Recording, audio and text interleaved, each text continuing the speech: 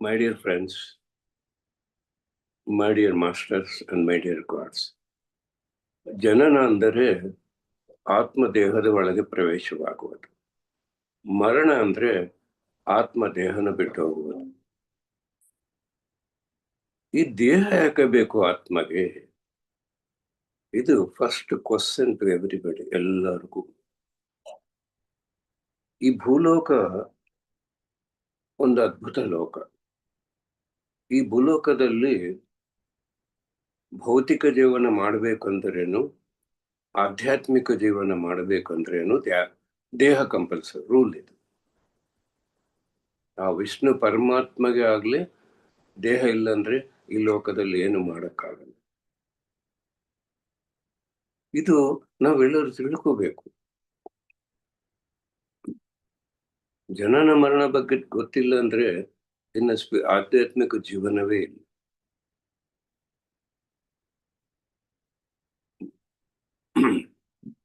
ಹುಟ್ಟಿದಾಗ ಉಸಿರು ಗಮನ ಮಾಡ್ತೀವಿ, ಉಸಿರು ಆಡ್ತಾ ಇದೆ ಅಂದ್ರೆ ಇವನು ಜೀವಂತವಾಗಿದ್ದಾನೆ. ಕೊನೆ ದೇಹ ಬಿಡುವಾಗ ಉಸಿರು ನಿಂತು ಹೋದ್ರೆ ಇವನು ಹೋಗಿದ್ದಾನೆ. ಅಂದ್ರೆ ಮೊದಲನ ಉಸಿರು ಕೊನೆ ಉಸಿರು ಮಧ್ಯೆನೆ ಜೀವನ. ಈ ಜೀವನ ಏನು ಅಂತ ತಿಳ್ಕೊಳ್ಳೋದೇ ಆಧ್ಯಾತ್ಮಿಕ ಜೀವನ, ಆಧ್ಯಾತ್ಮಿಕ ಶಾಸ್ತ್ರ.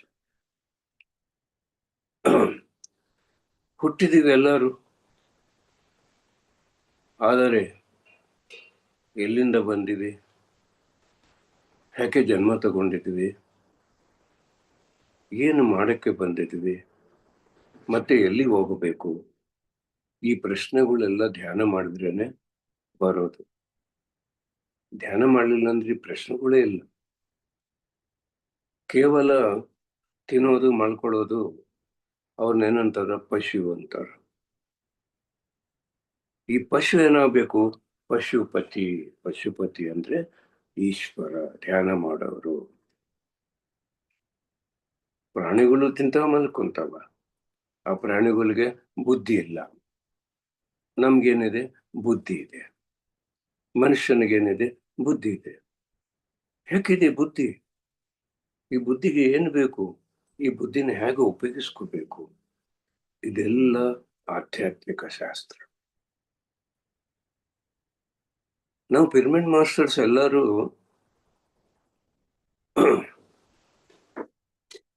ಸಾಮಾನ್ಯರಲ್ಲ. ಸುಮ್ಮನೆ ಬಂದು ಜೀವನ ಮಾಡಿ ದೇಹ ಬಿಟ್ಟೋಗಕ್ಕೆ ನಾವು ಬಂದಿಲ್ಲ ಈ ಜನ್ಮ, ಈ ಭೂಲೋಕಕ್ಕೆ.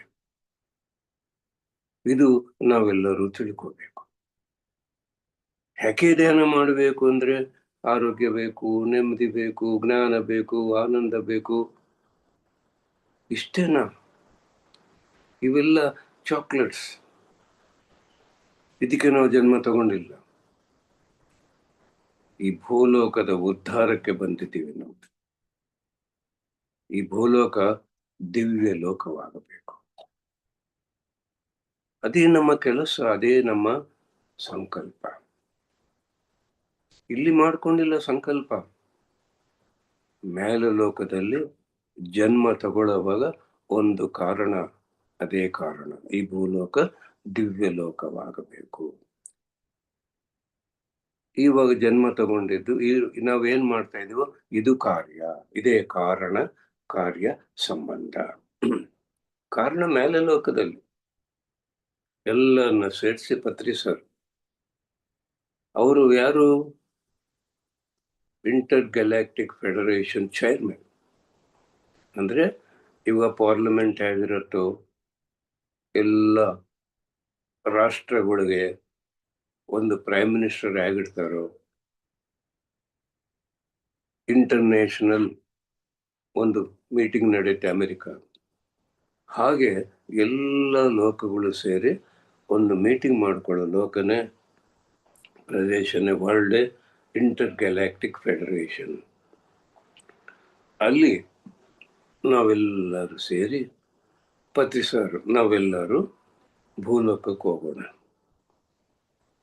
ಈ ಭೂಲೋಕ ದಿವ್ಯ ಲೋಕ ಮಾಡೋಣ.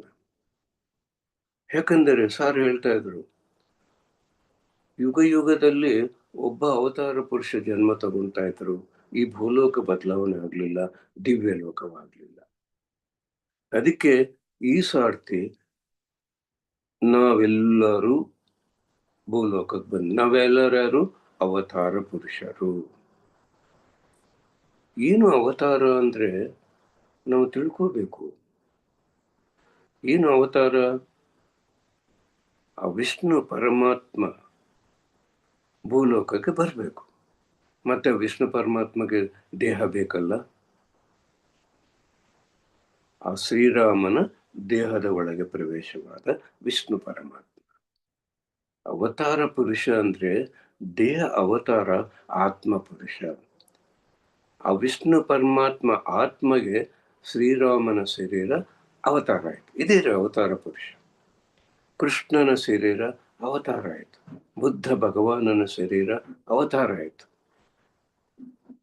ನಾವೆಲ್ಲರೂ ಗಮನಿಸಿದರೆ ಶ್ರೀರಾಮ ಅವತಾರ ತಗೊಂಡು ಯಾರಿಗೂ ಧ್ಯಾನ ಮಾಡು ಅಂತ ಹೇಳ್ಕೊಟ್ಟಿಲ್ಲ. ಅವರು ಧ್ಯಾನ ಮಾಡಿದಾರ, ಗುಣನ ಬದಲಾಯಿಸ್ಕೊಂಡಿದಾರ, ಧರ್ಮ ಜೀವನ ಮಾಡಿದ್ದಾರೆ. ಕೃಷ್ಣ ಅವತಾರ ತಗೊಂಡು ಅರ್ಜುನದಿಂದ ತಸ್ಮಾತ್ ಯೋಗಿ ಭವ ಅರ್ಜುನ, ಧ್ಯಾನ ಮಾಡಿ ನಿನ್ನ ಮನಸ್ಸನ್ನು ನಿಂದಿರಿಸಿ ನೀನು ಯೋಗಿ ಆಗು. ಅದು ಅರ್ಜುನಗಲ್ಲ, ಇಡೀ ಪ್ರಪಂಚದಲ್ಲಿ ಎಲ್ಲರಿಗೂ. ಆದರೆ ಅಲ್ಲಿ ಪ್ರಚಾರ ಮಾಡಲಿಲ್ಲ, ಬೋಧನೆ ಮಾಡಿದ್ದಾನೆ ಅರ್ಜುನದಿಂದ. ಬುದ್ಧನ ಅವತಾರ ತಗೊಂಡ. ಈ ಬುದ್ಧನ ಅವತಾರ ಏನ್ ಮಾಡ್ದ? ಕುಟುಂಬ ಬಿಟ್ಟು ಬಿಟ್ಟು, ರಾಜ್ಯ ಪಾಲನೆ ಬಿಟ್ಟು ಬಿಟ್ಟು, ಧ್ಯಾನ ಮಾಡಿ ಜ್ಞಾನನ ಹೊಂದಿ ಪ್ರಚಾರ ಮಾಡಿದ್ದಾನೆ. ಬುದ್ಧನ ಹತ್ರ ಯಾರು ಬಂದ್ರೇನು? ಸಂಸಾರ ಬಿಟ್ಟು ಬರ್ಬೇಕು, ಸನ್ಯಾಸಿಗಳು ಆಗ್ಬೇಕು. ಅದಕ್ಕೆ ಮತ್ತೆ ನಿಂತು ಇನ್ನು ಕಂಪ್ಲೀಟ್ ಆಗ್ಲಿಲ್ಲ. ಅದಕ್ಕೆ ಏನಾಗಬೇಕು? ಮೈತ್ರೇಯ ಬದ್ಧರಾಗಬೇಕು. ನಾವೆಲ್ಲರೂ ಧ್ಯಾನ ಮಾಡಿ ಜನ್ಮ ಜನ್ಮದ ಜ್ಞಾನನ ನೆನಪು ಮಾಡಿಕೊಂಡು ಧ್ಯಾನ ಪ್ರಚಾರ ಮಾಡಿ ಮೈತ್ರೇಯ ಬುದ್ಧರು. ಕೊನೆ ಜನ್ಮ ಆಗಬೇಕಂದ್ರೆ ಕುಟುಂಬದ ಜೊತೆಗಿರಬೇಕು, ಧ್ಯಾನ ಮಾಡಬೇಕು, ಜ್ಞಾನ ಹೊಂದಬೇಕು, ಕುಟುಂಬ ಧರ್ಮ ನೋಡ್ಕೋಬೇಕು. ದೇಹ ಧರ್ಮ, ಕುಟುಂಬ ಧರ್ಮ, ಸಮಾಜ ಧರ್ಮ, 3 ಧರ್ಮಗಳನ್ನ ಜ್ಞಾನದಿಂದ ನಾವು ನೋಡ್ಕೋಬೇಕು. ಅವಾಗ ಏನಾಗುತ್ತೆ? ಜನ್ಮ ಕೊನೆ ಆಗತ್ತೆ, ಸತ್ಯ ಲೋಕಕ್ಕೆ ಹೋಗ್ತೀವಿ. ನಮ್ಮ ಲಕ್ಷ್ಯವು ಸತ್ಯ ಲೋಕಕ್ಕೆ ಹೋಗಬೇಕು. ಒಂದು ವೇಳೆಗೆ ನಾವು ಸತ್ಯಲೋಕದಿಂದ ಬಂದಿದರೇನು, ಮತ್ತೆ ಸತ್ಯಲೋಕಕ್ಕೆ ಹೋಗಬೇಕು. ಅದು ಉನ್ನತವಾದ ಲೋಕ. ಇದೆಲ್ಲ ಯಾಕೆ ಹೇಳ್ತಾ ಇದ್ದೀನಂದ್ರೆ, ನಾವು ಎಂಥವರು ತಿಳ್ಕೋಬೇಕಲ್ಲ. ನಾವು ಯಾಕೆ ಬಂದಿದ್ದೀವಿ, ಏನು ಜ್ಞಾನ ಹೊಂದಿದ್ದೀವಿ, ಇವೆಲ್ಲ ನಾವು ತಿಳ್ಕೋಬೇಕು. ಕ್ರಿಕೆಟ್ ಟೀಮ್ ಇರುತ್ತೆ, 11 ಮೇನ್ ಪ್ಲೇಯರ್ಸ್ ಇರ್ತಾರೆ. 140 ಕೋಟಿ ಪಾಪ್ಯುಲೇಷನ್ ನಮ್ಮ ಇಂಡಿಯಾ ಅಪ್ರಾಕ್ಸಿಮೇಟ್ಲಿ. ಅದರಲ್ಲಿ 11 ಪ್ಲೇಯರ್ಸನ್ನ ಸೆಲೆಕ್ಟ್ ಮಾಡ್ತಾರೆ. ರಿಮೈನಿಂಗ್ ಎಕ್ಸ್ಟ್ರಾ ಪ್ಲೇಯರ್ಸ್ ಇರ್ತಾರೆ. Main players 11. ಅಂದರೆ 14 ಕೋಟಿಗೆ ಒಬ್ಬನ ಸೆಲೆಕ್ಟ್ ಮಾಡ್ತಾರೆ. ಸಾಮಾನ್ಯರು ಇರ್ತಾರ. ಹಾಗೆ ಪತ್ರಿಸಾರು ಕೋಟಾನು ಕೋಟಿ ಲೋಕಗಳು, ಕೋಟಾನು ಕೋಟಿ ಮಾಸ್ಟರ್ಸ್ ಅಲ್ಲಿ 1,44,000 ಮಾಸ್ಟರ್ನ ಸಾರು ಸೆಲೆಕ್ಟ್ ಮಾಡಿಕೊಂಡು ಭೂಲೋಕಕ್ಕೆ ಕರ್ಕೊಂಡು ಬಂದು ನಾವೆಲ್ಲರೂ ಅಲ್ಲಿ ಸೆಲೆಕ್ಟ್ ಮಾಡಿದ್ರೆ ಪತ್ರಿಸ ನಾವು ಜನ್ಮ ತಗೊಂಡಿದ್ವಿ. ಯಾಕೆ? ಪತ್ರಿಸಾರ ಸಂಕಲ್ಪ ಏನು? ಸಾಕಾರ ಜಗತ್, ಧ್ಯಾನ ಜಗತ್, ಪಿರಮಿಡ್ ಜಗತ್. ಜಗತ್ತಿಗೆ ಸಂಕಲ್ಪ ಇಟ್ಟಿದ್ದಾರೆ ನೋಡ್ರಿ ಪತ್ರಿಸಾರ್. ಸಾಮಾನ್ಯವಾದ ಸಂಕಲ್ಪವಲ್ಲ. ನಾವೆಲ್ಲರೂ ನಮ್ಮ ಬಗ್ಗೆ ತಿಳ್ಕೋಬೇಕು, ನಾವು ಸಾಮಾನ್ಯರಲ್ಲ ಅಂತ. ಇದು ಅಹಂಕಾರ ಅಲ್ಲ, ಆತ್ಮವಿಶ್ವಾಸ. ಹೇಳ್ತಾ ಇದ್ರು, ಪಿರಮಿಡ್ ಮಾಸ್ಟರ್ ಅಂದರೆ ತನ್ನನ್ನು ತಾನು ಕಮ್ಮಿ ಮಾಡಿಕೊಳ್ಳಲ್ಲ, ಅವನೇ ಪಿರಮಿಡ್ ಮಾಸ್ಟರ್. ಪಿರಮಿಡ್ ಮಾಸ್ಟರ್ ಅಂದರೆ ತನ್ನನ್ನು ತಾನು ಹೆಚ್ಚಿಗೆ ಮಾಡಿಕೊಳ್ಳಲ್ಲ, ಅವನೇ ಪಿರಮಿಡ್ ಮಾಸ್ಟರ್. ಪಿರಮಿಡ್ ಮಾಸ್ಟರ್ ಅಂದರೆ ಈ ಜಗತ್ತದಲ್ಲಿ ಯಾರನ್ನ ಕಮ್ಮಿ ಮಾಡಲ್ಲ, ಅವನೇ ಪಿರಮಿಡ್ ಮಾಸ್ಟರ್. ಇದು ಡೆಫಿನೇಷನ್ ಆಫ್ ಪಿರಮಿಡ್ ಮಾಸ್ಟರ್. ಸುಮ್ಮನೆ ಬಂದಿದ್ದೀವಿ ನಾವು.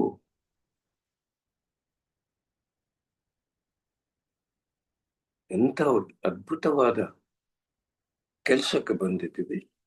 ಈ ಭೂಲೋಕ ದಿವ್ಯ ಲೋಕವಾಗಬೇಕು. ಹೇಗಾಗತ್ತೆ ಈ ದಿವ್ಯಲೋಕ?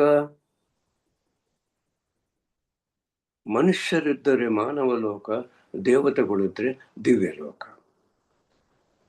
ಈ ಮಾನವ ದೇವರಾಗಬೇಕಂದ್ರೆ ಏನ್ ಮಾಡ್ಬೇಕು? ಧ್ಯಾನ ಮಾಡಬೇಕು. ಒಂದೇ ಒಂದು ಕೆಲಸ.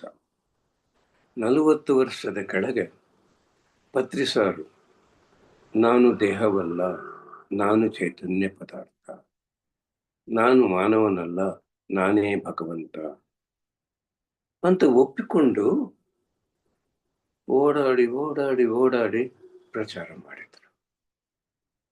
ಯಾಕೆ ಮಾಡಿದ್ರು? ಅವ್ರು ಸಂಕಲ್ಪ ಇಟ್ಕೊಂಡ್ರಲ್ಲ, ಸಸ್ಯಾಹಾರ ಜಗತ್, ಧ್ಯಾನ ಜಗತ್, ಪಿರಮಿಡ್. ಸಂಕಲ್ಪ ಮಾಡಿ ಮನೆ ಕೂತ್ಕೊಂಡ್ರೆ ಸಂಪೂರ್ಣವಾಗತ್ತೆ? ಆಗಲ್ವಲ್ಲ. ಇಡ್ಲಿ ಬೇಕು ನಾಳೆ ಅಂತ ಅನ್ಕೊಂಡು ಕೂತ್ಕೊಂಡ್ರೆ ಇಡ್ಲಿ ಆಗುತ್ತೆ? ಅದಕ್ಕೆ ಏನು ಪ್ರಿಪರೇಷನ್ ಮಾಡ್ಕೋಬೇಕು ಎಲ್ಲ ಮಾಡ್ಕೊಂಡ್ರೆ ಬೆಳಿಗ್ಗೆ ಇಡ್ಲಿ ತಿಂತೀವಿ. ಸಡನ್ ಆಗಿ ಇಡ್ಲಿ ಬರುತ್ತೆ? ಬರಲ್ವಲ್ಲ.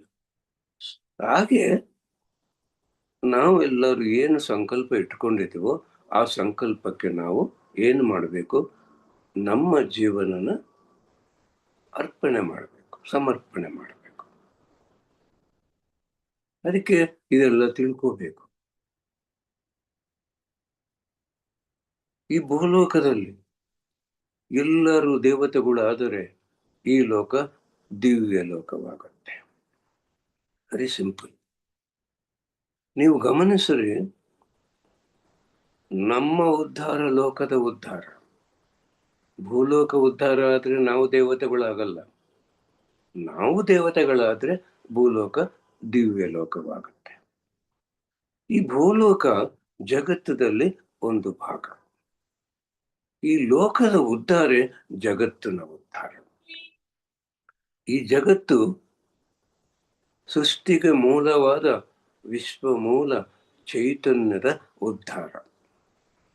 ನೋಡಿದ್ರೆ, ಜಗತ್ತಿನ ಉದ್ಧಾರವೇ ಸೃಷ್ಟಿಗೆ ಮೂಲವಾದ ವಿಶ್ವ ಮೂಲ ಚೈತನ್ಯದ ಉದ್ಧಾರ. ಅಂದ್ರೆ ಎಂಥ ಅದ್ಭುತ ನಾವು ಮಾಡುವ ಕೆಲಸ! ಜಗತ್ತು ಉದ್ಧಾರಕ್ಕೆ ಈ ಲೋಕಕ್ಕೆ ಇಳಿದು ಬಂದಿದ್ದೀವಲ್ಲ, ಮತ್ತೆ ನಾವು ಏನು ಮಾಡ್ತಾ ಇದ್ವಿ? ಮಾಯದೊಳಗೆ ಮುನಿಗಿ ಕೇವಲ ಭೌತಿಕ ಜೀವನಕ್ಕೆ ನಮ್ಮ ಪ್ರಾಧಾನ್ಯತೆ, ಇಂಪಾರ್ಟೆನ್ಸ್ ಕೊಡ್ತಾ ಇದ್ವಿ. ನಮ್ದು 2 ಜೀವನಗಳು ಮಧ್ಯ ಮಾರ್ಗ. ಈ ಭೌತಿಕ ಜೀವನದಲ್ಲಿ ಇರೋದು ಕಲ್ತ್ಕೊಳ್ಳಕ್ಕೆ ನಾವು ಭೂಲೋಕಕ್ಕೆ ಬಂದ್ವಿ. ಆನಂದವಾಗಿ ಜೀವನ ಮಾಡ್ಬೇಕಂದ್ರೆ ನಮ್ಗೆ ಈ ಆಧ್ಯಾತ್ಮಿಕ ಜೀವನದ ಜ್ಞಾನ ಬೇಕು. ಧ್ಯಾನದಿಂದ ಜ್ಞಾನ, ಜ್ಞಾನದಿಂದ ಮುಕ್ತಿ. ಆಧ್ಯಾತ್ಮಿಕ ಉದ್ಧಾರ ಆಗ್ಬೇಕಂದ್ರೆ ಭೌತಿಕ ಜೀವನ ಬೇಕು. ಕನೆಕ್ಷನ್ ಇದೆ 2 ಜೀವನಕ್ಕೆ. ಅದಕ್ಕೆ ನಾವು ಜನ್ಮ ತಗೊಳ್ಳಕ್ಕೆ ಮುಂಚೆ ನಾವೆಲ್ಲ ಡಿಸೈನ್ ಮಾಡ್ಕೊಂಡು ಬರ್ತೀವಿ. ಸ್ತ್ರೀ ಜನ್ಮ ತಗೋಬೇಕಾ, ಪುರುಷ ಜನ್ಮ ತಗೋಬೇಕಾ, ನನ್ನ ರೂಪ ಹೇಗಿರ್ಬೇಕು, ನನ್ನ ಆಕಾರ ಹೇಗಿರ್ಬೇಕು, ನನ್ನ ಬಣ್ಣ ಹೇಗಿರ್ಬೇಕು, ಯಾವ ಊರಲ್ಲಿ ಜೀವನ ಮಾಡಬೇಕು, ಜೀವನ ಹೇಗಿರ್ಬೇಕು, ನಮ್ಮ ಕುಟುಂಬದಲ್ಲಿ ಯಾರ್ಯಾರಿರ್ಬೇಕು, ಯಾರು ನಮ್ಗೆ ಕಾಟ ಕೊಡಬೇಕು, ಯಾರು ನಮ್ಗೆ ಆನಂದ ಕೊಡಬೇಕು. ಈ ಜಗತ್ತದಲ್ಲಿ ಎಲ್ಲ ಸ್ಟೋರಿ, ಸ್ಕ್ರೀನ್ ಪ್ಲೇ, ಡೈರೆಕ್ಷನ್ ಎಲ್ಲ ನಮ್ಮದೇ. ಇದು ಮರ್ತೋಗಿದ್ವಿ ಧ್ಯಾನಕ್ಕೆ ಮುಂಚೆ.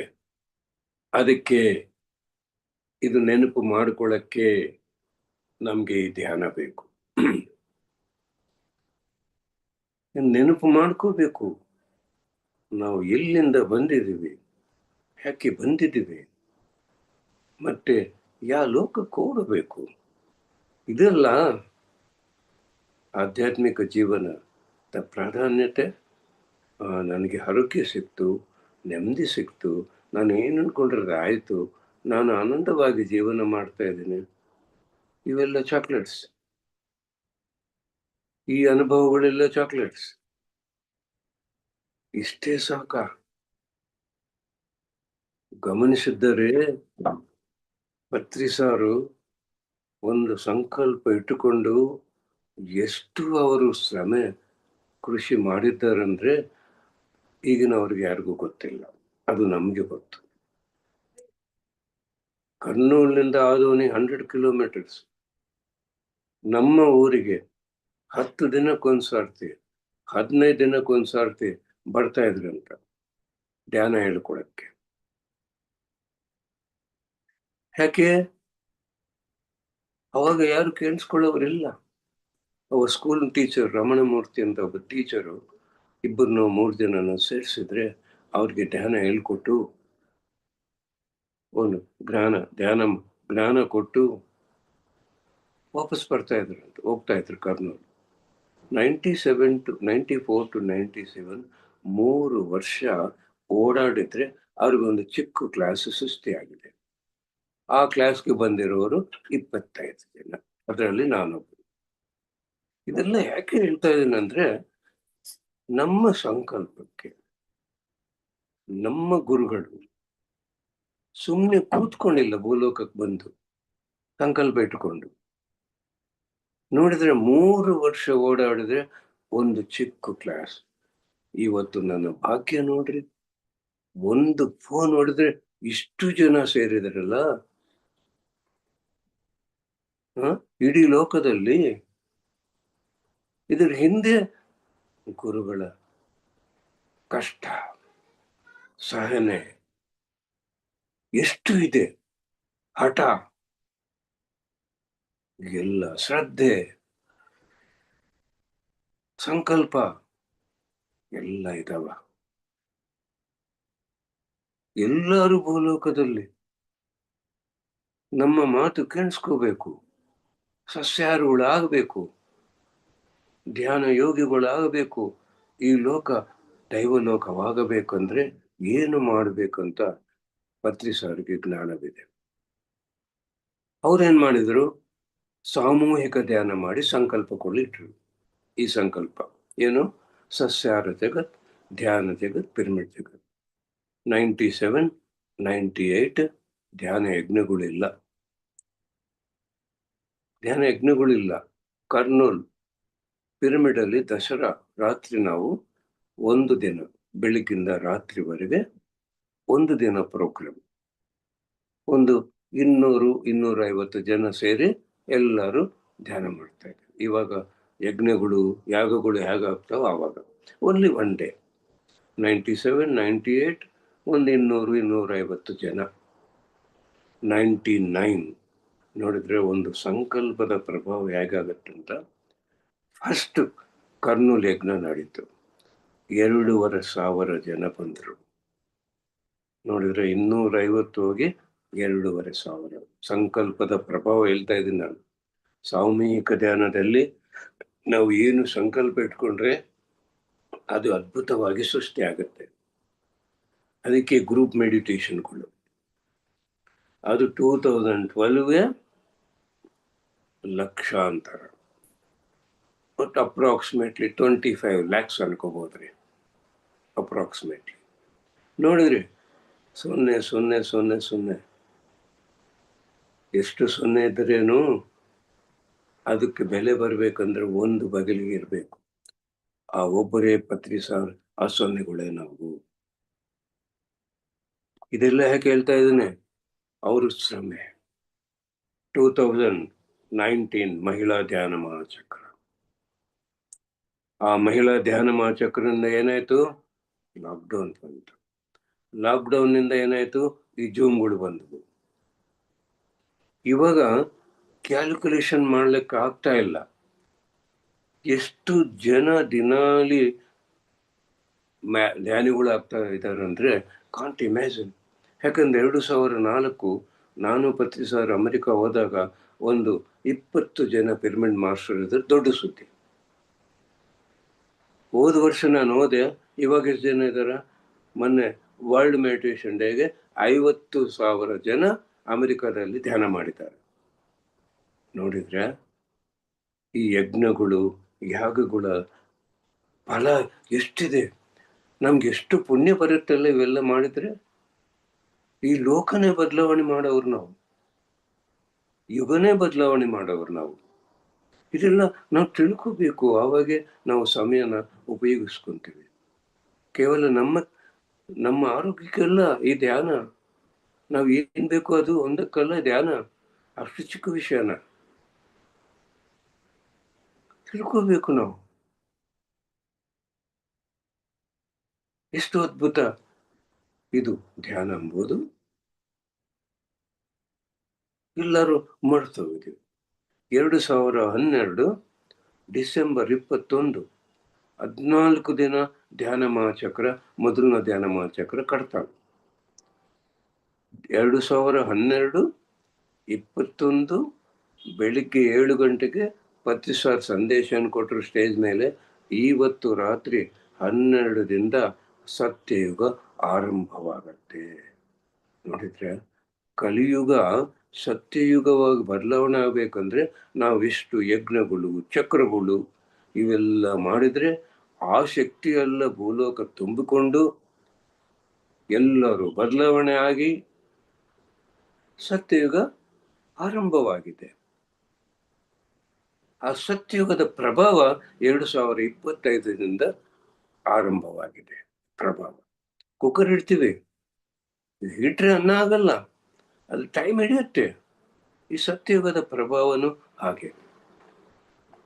ಅದಕ್ಕೆ ನಾವು ಇದೆಲ್ಲ ತಿಳ್ಕೋಬೇಕು. ಯಾಕೆ ಹೇಳ್ತಾ ಇದ್ದೀನಿ ಅಂದ್ರೆ ನಮ್ಮ ಇಂಪಾರ್ಟೆನ್ಸ್, ನಾವು ಯಾಕೆ ಜನ್ಮ ತಗೊಂಡಿದ್ದೀವಿ, ಯಾಕೆ ನಾವು ಈ ರಿಯಲೈಸೇಷನ್ ಟ್ರಾನ್ಸ್ಫಾರ್ಮೇಶನ್ ಆಗಬೇಕು, ನಾವು ಯಾಕೆ ದೇವರಾಗಬೇಕು. ಇವಾಗ ಕನಿಷ್ಠ 1 ಕೋಟಿ ನಾವು ದೇವತೆಗಳಿದ್ದೀವಿ. ದಿನಾಲಿ ಒಬ್ಬರಿಗೆ ಧ್ಯಾನ ಹೇಳ್ಕೊಟ್ರೆ, ಒಬ್ಬರು ದೇವರಾದರೆ ಒಂದು ದಿನಕ್ಕೆ 1 ಕೋಟಿ ನಮ್ಮ ಸಂಖ್ಯೆ ಹೆಚ್ಚಿಗಾಗುತ್ತದೆ. 3 ವರ್ಷ ನಾವೆಲ್ಲರೂ ದಿನಾಲಿ ಕಂಪಲ್ಸರಿ ಒಬ್ಬರಿಗೆ ಧ್ಯಾನ ಹೇಳ್ಕೊಟ್ರೆ 3 ವರ್ಷದಲ್ಲಿ ಭೂಲೋಕ ಎಲ್ಲ ಧ್ಯಾನಗಳಾಗ್ತಾರೆ, ದಿವ್ಯ ಲೋಕ ಆಗ್ಬಿಡುತ್ತೆ. ನೋಡಿದ್ರೆ ನಾವು ಏನಾಗಬೇಕು, ಏನು ನಾವು ಒಪ್ಪಿಕೋಬೇಕು. ಯಾರು? ನಾನೇ ಭಗವಂತ. ಆತ್ಮ ಇದ್ದರೆ ಶಿವ, ಆತ್ಮ ಇಲ್ಲಂದರೆ ಶವ. ಆ ಶಿವ ಯಾರು? ನಾನೇ. ಆತ್ಮ ರಾಮ, ರಾಮ ಯಾರು? ನಾನೇ. ಅಹಂ ಬ್ರಹ್ಮಸ್ಮಿ, ಬ್ರಹ್ಮ ಯಾರು? ನಾನೇ. ಶಿವ ಅಂದ್ರೆ ಕೈಲಾಸದಲ್ಲಿರೋ ಶಿವ ಅಲ್ಲರೇ. ಯಾರು ಧ್ಯಾನ ಮಾಡ್ತಾರೋ ಅವರೇ ಶಿವ. ಆ ಶಿವ ಯಾವಾಗ್ಲೂ ಆತ್ಮದ ಸ್ಥಿತಿಯಲ್ಲಿರ್ತಾರೆ. ನೀವು ದೇವಸ್ಥಾನದೊಳಗೆ ನೋಡಿದ್ರೆ ವಿಗ್ರಹಗಳು ಇರಲ್ಲ, ಶಿವನಿಗೆ ಲಿಂಗವಿರುತ್ತೆ. ಅಂದ್ರೆ ಯಾವಾಗಲೂ ಆತ್ಮಸ್ಥಿತಿಯಲ್ಲಿರ್ತಾರ. ಅಷ್ಟು ಸಾಧನೆ ಮಾಡಬೇಕು ಅಂತ. ಆತ್ಮದ ಸ್ಥಿತಿಯಲ್ಲಿ ನಾವಿರಬೇಕು. ದೇಹ ಸ್ಥಿತಿಯಲ್ಲಿ ಜೀವನ ಮಾಡಬಾರ್ದು ನಾವು. ರಾಮ ಅಂದ್ರೆ ಯಾರು? ಧರ್ಮ. ಧರ್ಮ ಅಂದ್ರೇನು? ಏನು ಮಾಡಬಾರದು ಅದು ಮಾಡಬಾರದು, ಏನು ಮಾಡಬೇಕು ಅದು ಮಾಡಬೇಕು. ರಾಮ ಅಂದ್ರೆ ನಿರ್ಗುಣ. ಸಹಸ್ರ ಸೇರಿದ್ರೆ ನಿರ್ಗುಣ. ಇಲ್ಲಿ ಸೇರಬೇಕು, ಲಕ್ಷ್ಯವಿರಬೇಕು, ಧರ್ಮದ ಜೀವನ ಮಾಡಬೇಕು. ಬ್ರಹ್ಮ ಅಂದ್ರೆ ಸೃಷ್ಟಿಕರ್ತ. ನಮ್ಮ ಸಂಕಲ್ಪವೇ ಸೃಷ್ಟಿ. ಈ ಮೊಬೈಲ್ ಇದೆ, ಇದು ಹೇಗೆ ಸೃಷ್ಟಿ ಆಗಿದೆ? ಇಲ್ಲಿ ಯೋಚನೆ ಬಂತು, ಮೊಬೈಲ್ ಹೇಗೆ ಮಾಡಬೇಕು ಅಷ್ಟೇ ಅಲ್ಲ, ನಮ್ಮ ಯೋಚನೆನೇ ಸೃಷ್ಟಿ. ನಾವೇನು ಸಂಕಲ್ಪ ಇಟ್ಟಿದ್ದೀವಿ? ಸಸ್ಯಾಹಾರ ಜಗತ್, ಧ್ಯಾನ ಜಗತ್, ಪಿರಮಿಡ್ ಜಗತ್. ಇದು ನಮ್ಮೆಲ್ಲರೂ ಸಂಕಲ್ಪ. ಇದಕ್ಕೆ ಏನ್ ಮಾಡಬೇಕು? ನಾವು ಬದಲಾವಣೆ ಆಗ್ಬೇಕು. ಹೇಗೆ ಆಗ್ಬೇಕು ಬದಲಾವಣೆ? ಹೇಗಿರ್ಬೇಕು? ಸತ್ಯ, ಪರಮ ಸತ್ಯ. ಸತ್ಯ ಅಂದ್ರೆ ಸೋಲ್, ಪರಮ ಸತ್ಯ ಅಂದ್ರೆ ಸೆಲ್ಫ್. ನಾನು ಚೈತನ್ಯ ಪದಾರ್ಥ, ನಾನು ದೇಹ ಪದಾರ್ಥವಲ್ಲ, ನಾನು ಭಗವಂತ, ನಾನು ಮನುಷ್ಯನಲ್ಲ ಅಂತ ಒಪ್ಪಿಕೊಳ್ಳುವುದೇ ಸತ್ಯ. ಭಗವಂತ ಭಾಗ್ಯವಂತವಾಗೇನಾಗಿದೆ? ಭಗವಂತವಾಗಿದೆ. ಭಾಗ್ಯವಂತ ಅಂದ್ರೆ ಯಾರು? ಯಾರು ಆನಂದವಾಗಿ ಜೀವನ ಮಾಡ್ತಾರೋ ಅವನೇ ಭಾಗ್ಯವಂತ, ಅವನೇ ಭಗವಂತ, ಅವನೇ ಭಗವಂತ. ಪರಮ ಸತ್ಯ ಅಂದ್ರೇನು? ಮಮಾತ್ಮ ಸರ್ವಭೂತಾತ್ಮ. ಈ ಜಗತ್ತದಲ್ಲಿರೋ ಸರ್ವ ಜೀವ ಪ್ರಾಣಿ ಕೋಟಿ ಒಳಗೆ ಇರೋ ಆ ಭಗವಂತ ನಾನೇ ಅಂತ ಒಪ್ಪಿಕೊಳ್ಳೋದು, ಇದು ಪರಮ ಸತ್ಯ. ಇದು ಪರಮ ಸತ್ಯ, ಸೆಲ್ಫ್. ಅದಕ್ಕೆ ಆನಂದವಾಗಿ ಜೀವನ ಮಾಡೋದು ಹೇಗೆ ಅಂತ ಕಲ್ತ್ಕೊಳ್ಳಕ್ಕೆ ಜನ್ಮ ತಗೊಂಡಿದ್ದೇವೆ. ನಾವು ಕಲ್ತ್ಕೊಳ್ಳೋದಲ್ಲ, ಇಡೀ ಜಗತ್ತದಲ್ಲಿ ಎಲ್ಲರಿಗೆ ಆನಂದವಾಗಿ ಜೀವನ ಹೇಗೆ ಮಾಡಬೇಕು ಅಂತ ಹೇಳಕ್ಕೆ, ಪ್ರಚಾರ ಮಾಡಕ್ಕೆ ನಾವು ಭೂಲೋಕಕ್ಕೆ ಬಂದಿದ್ದೀವಿ, ಪಿರಮಿಡ್ ಮಾಸ್ಟರ್ಸ್ ಎಲ್ಲ. ಭೌತಿಕ ಜೀವನದಲ್ಲಿ ನಮ್ಗೇನ್ ಬೇಕು? ದುಡ್ಡು ಬೇಕು. ನಾನಿಲ್ಲಿ ಈ ಐಪ್ಯಾಡ್ ಬೇಕಂತ ದುಡ್ಡು ಬೇಕು, ಊಟ ಮಾಡ್ಬೇಕಂತ ದುಡ್ಡು ಬೇಕು, ಎಲ್ಲಿ ಹೋಗ್ಬೇಕಂದ್ರೇನು ದುಡ್ಡು ಬೇಕು. ಆಧ್ಯಾತ್ಮಿಕ ಜೀವನಕ್ಕೆ ಏನ್ ಬೇಕು? ಸಮಯ ಬೇಕು. ಸಮಯ ಬೇಕು ರೀ. ನಾನಿಲ್ಲಿ ಕೂತ್ಕೊಂಡು ನಿಮ್ಗೆ ಈ ಜ್ಞಾನ ಕೊಡ್ಬೇಕಂದ್ರೆ ನನ್ಗೇನ್ ಬೇಕು? ಸಮಯ ಬೇಕು. ನೀವು ಕೇಳಿಸ್ಕೋಬೇಕಂದ್ರೆ ನಿಮ್ಗೆ ಸಮಯ ಬೇಕು. ಇನ್ನು ಏನು ಬೇಕಾಗಿಲ್ಲ ಆಧ್ಯಾತ್ಮಿಕ ಜೀವನಕ್ಕೆ, ಕೇವಲ ಸಮಯ. ಸಮಯವೇ ಸಾಧನ. ಇಲ್ವಾ ಸಮಯ? ಏನ್ ಹೇಳುತ್ತೆ ಭಗವದ್ಗೀತಾ? ಒಬ್ಬ ಯೋಗಿ ರಾತ್ರಿನ ಹಗಲು ಮಾಡಬೇಕು. ದೇಹ, ಮನಸ್ಸು, ಬುದ್ಧಿ, ಆತ್ಮ, ಸರ್ವಾತ್ಮ. ಈ ದೇಹಕ್ಕೆ ಊಟ ಬೇಕು, ಮನಸ್ಸಿಗೆ ನೆಮ್ಮದಿ ಬೇಕು, ಬುದ್ಧಿಗೆ ಜ್ಞಾನ ಬೇಕು, ಆತ್ಮಗೆ ಶಕ್ತಿ ಬೇಕು, ಸರ್ವಾತ್ಮಗೆ ಆನಂದ ಬೇಕು, ಮುಕ್ತಿ ಬೇಕು.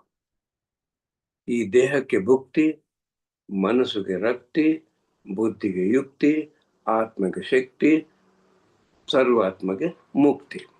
ನೋಡ್ರಿ, ಈ ಬುದ್ಧಿಗೆ ಏನ್ ಬೇಕು? ಜ್ಞಾನ ಬೇಕು. ಧ್ಯಾನದಿಂದ ಹೊಂದಿರೋ ಜನ್ಮ ಜನ್ಮದ ಜ್ಞಾನ ಬುದ್ಧಿಗೆ ಬೇಕು. ಅಷ್ಟಕ್ಕೆ ಧ್ಯಾನ ಮಾಡಿ ಮಾಡಿ ಮಾಡಿ ಆ ಜನ್ಮ ಜನ್ಮದ ಜ್ಞಾನನ ನಾವು ಜಾಗೃತಿ ನೆನಪು ಮಾಡ್ಕೋಬೇಕು.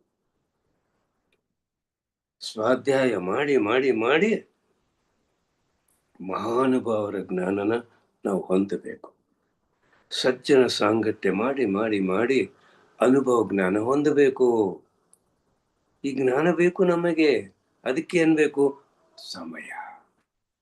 ರಾತ್ರಿ ಮಲ್ಕೊಳಕಲ್ಲ ನಮಗೆ, ಆಧ್ಯಾತ್ಮಿಕ ಜೀವನಕ್ಕೆ. ಅರ್ಧ ತಾಸು ಧ್ಯಾನ 8 ತಾಸು ನಿದ್ದಕ್ಕೆ ಸಮಾನ. ನನ್ನನ್ನು 7 ದಿನ ಹೋಗಿ ಬಂದೆ, ಮಂಗಳೂರು, ಚಿಕ್ಕಮಂಗ್ಳೂರು, ಉಡುಪಿ ಎಲ್ಲ. ಕೇವಲ ದಿನಾಲು 2-2.5 ತಾಸು ಮಲ್ಕೊಳ್ಳಕ್ಕೆ ನಾನು ಟೈಮ್ ಸಿಗ್ತಾ ಇತ್ತು. 3-3:30ವರೆಗೆ ಸಾಂಗತ್ಯ ಮಲ್ಕೊಂಡು ಮತ್ತೆ ಬೆಳಿಗ್ಗೆ ಇನ್ನೊಂದು ಊರಿಗೆ ಹೋಗ್ಬೇಕು. ಆದ್ರೆ ನನಗೇನು ವ್ಯತ್ಯಾಸ ಕಾಣಿಸಿಲ್ಲ.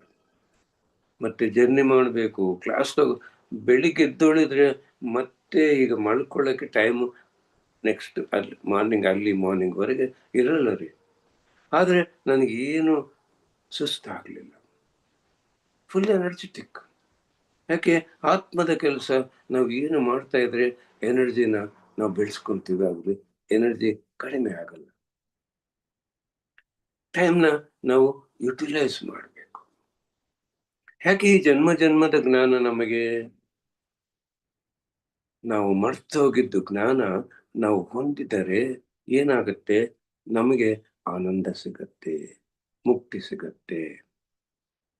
ಈ ಕರ್ಮ ಸಿದ್ಧಾಂತ ಅಂತ, ಕರ್ಮ ಪ್ರಕ್ಷಾಳನ ಇದು ಏನು ಅಂದರೆ, ಕರ್ಮ ಅಂದರೆ ನಾವು ದೇಹ ಬಿಟ್ಟಿದ ಮೇಲೆ ಮೇಲೆ ಲೋಕಕ್ಕೆ ಏನ್ ತಗೊಂಡು ಹೋಗ್ತೀವೋ ಅದು ಕರ್ಮ. ದೇಹ ಬಿಟ್ಟಿದ ಮೇಲೆ ಏನು ಬಿಟ್ಟು ಹೋಗ್ತೀವೋ ಅದು ಅಕರ್ಮ. ಇದ್ರಿ ಕರ್ಮ ಸಿದ್ಧಾಂತ. ಭೌತಿಕ ಜೀವನ ಇದೆ, 100 ಕೋಟಿ ಬ್ಯಾಂಕ್ ಅಕೌಂಟ್ ಇದೆ, ಸ್ವಂತ ಮನೆ ಇದೆ, ಬಂಗಾರ ಇದೆ, ಮಕ್ಕಳಿದ್ದಾರೆ, ಹೆಂಡತಿ ಇದೆ, ಗಂಡ ಇದಾನ, ಎಲ್ಲ ಬಿಟ್ಟು ಹೋಗಬೇಕು. ಇದು ಕರ್ಮನ, ಇದು ಅಕರ್ಮ. ನಾವು ಕಣ್ಣು ಮುಚ್ಚಿಕೊಂಡು ಧ್ಯಾನ ಮಾಡಿ ಜ್ಞಾನ ಹೊಂದಿದೀವಲ್ಲ, ಆ ಜ್ಞಾನ ಆಸ್ತಿ. ಧ್ಯಾನ ಹೇಳ್ಕೊಟ್ಟು ಸ್ನೇಹ ಹೊಂದಿದೀವಲ್ಲ, ಅದು ಅಂತಸ್ತು. ಇವೆರಡು ನಾವು ಮೇಲೆ ಲೋಕಕ್ಕೆ ತಗೊಂಡು, ಇದು ರೀ ಕರ್ಮ. ಕರ್ಮ ಸಿದ್ಧಾಂತ ಅಂದ್ರೆ ಇದು. ಆಧ್ಯಾತ್ಮಿಕ ಜೀವನದಲ್ಲಿ ನೀನು ಏನು ಹೊಂದಿದ್ದರೆ ಅದು ನಿನ್ ಜೊತೆಗೆ ಮೇಲೆ ಲೋಕಕ್ಕೆ ತಗೊಂಡು. ನಾವು ಜನ್ಮ ಜನ್ಮದ ಮಿತ್ರರು, ಈ ಜನ್ಮದ ಮಿತ್ರರೆಲ್ಲ ನಾವು. ಮತ್ತೆ ಈ ಜನ್ಮದಲ್ಲಿ ಎಲ್ಲರೂ ಒಂದೇ ಕೆಲ್ಸಕ್ಕೆ ಬಂದಿದ್ವು ಅಂತ ಎಲ್ಲರೂ ಸೇರ್ತಾ ಇದ್ದೀವಿ ಇವಾಗ. ಎಂತ ಅದ್ಭುತವಲ್ಲ. ಕರ್ಮ ಅಂದ್ರೆ, ಕರ್ಮ ಇದೆಯಾ? ಇದೆ. ಕರ್ಮ ಇಲ್ಲ? ಇಲ್ಲ. ಯಾರು ನಿಮ್ಮನ್ನ ಸೊಸೆನೋ ಗಂಡನೋ ನಾದಿನೇನೋ ಅವಮಾನ ಮಾಡಿದ್ರೆ ದುಃಖ. ಅದೇ ಇಡೀ ದಿನ ರಾತ್ರಿ ತಲೆಯಲ್ಲಿ ಅದೇ ಮಾತು. ಹೌದಾ? ಒಬ್ಬ ಜ್ಞಾನಿ ಅವಮಾನನ ಮಧುರವಾಗಿ ತಗೊಂತಾನೆ. ಯಾರು? ಆ ಕೃಷ್ಣ ಪರಮಾತ್ಮ. ರಾಯಭಾರಕ್ಕೆ ಹೋದ, ಆ ಧೃತರಾಷ್ಟ್ರಗೆ, ದುರ್ಯೋಧನಗೆ ಹೇಳ್ದ, ನನ್ನ ಮಾತು ಕೇಳಿಸ್ಕೊಳ್ರಿ, 5 ಊರು ಕೊಡ್ರಿ, ಕ್ಷಮೆ ಬೇಡಿಕೊಳ್ರಿ, ನಿಮ್ಮ ಪ್ರಾಣ ಉಳಿಯತ್ತೆ, ನಿಮ್ಮ ರಾಜ ವೈಭೋಗ ನಿಮಗಿರುತ್ತೆ. ಇಲ್ಲಂದ್ರೆ ಯುದ್ಧ ನಡೆದರೆ ಎಲ್ಲರೂ ಸತ್ತೋಗ್ತಾರೆ. ನನ್ಗೆ ಗೊತ್ತು ನೀವೆಲ್ಲರೂ ಹೋಗ್ತೀರಿ. ಧೃತರಾಷ್ಟ್ರಗೆ ಹೇಳ್ತಾನೆ, ಇವರು ಸತ್ತು ಹೋದರೆ ಇವರು ಸ್ವರ್ಗಲಕ್ಕೆ ಹೋಗ್ತಾರೆ, ಇವ್ರಿಗೆ ದುಃಖ ಇಲ್ಲ, ನಿನಗೆ ಗಾಂಧಾರಿ ತಾಯಿಗೆ ದುಃಖ. ನೆನಪಿಟ್ಟುಕೊಳ್ರಿ, ನಿನ್ ಮಕ್ಕಳಿಗೆ ಹೇಳು. ಕೇಳಿಸ್ಕೊಳ್ಳಲ್ಲ, ದುರ್ಯೋಧನ ಕೇಳಿಸ್ಕೊಳ್ಳಲ್ಲ. ಆ ಕೃಷ್ಣ ಪರಮಾತ್ಮಗೆ ಎಷ್ಟು ಅವಮಾನ ಮಾಡ್ತಾರ, ಎಷ್ಟು ಬೈತಾರ, ಸಾಯಿಸೋಕೆ ಪ್ರಯತ್ನ ಮಾಡ್ತಾರೆ. ಏನು ಮಾಡ್ತಾನ ಕೃಷ್ಣ ಪರಮಾತ್ಮ? ಆ ಕ್ಷಣವೇ ಮರ್ತೋಗ್ತಾನ.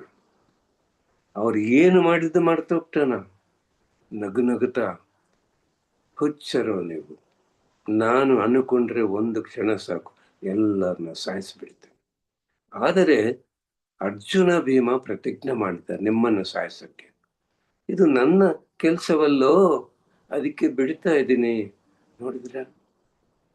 ಅವ್ರು ನೆನಪಿಟ್ಕೊಂಡ್ರ, ಎಲ್ಲರಿಗೂ ಹೇಳಿದ್ರ ನಾನು ಎಂತ ಅವಮಾನ ಮಾಡಿದ್ರು ಅಂತ ತಲೆ ಕೆಡ್ಸ್ಕೊಂಡ್ರ.